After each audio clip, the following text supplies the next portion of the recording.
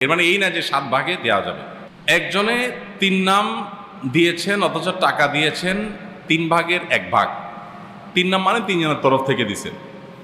তো আর বাকি 2 জন 3 জন সমান করে টাকা দিয়েছেন। তার মানে এখানে হয় 3 জনের পক্ষ থেকে হবে বা এক একজনের 2 জনের তরফ থেকে দিবেন, তাহলে 6 জনের তরফ থেকে হবে।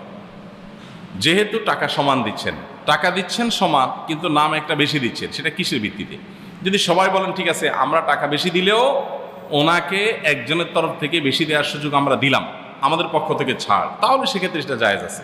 তাহলে ব্যাপারটা এরকম হবে যে একটা গরুর দাম ধরা যাক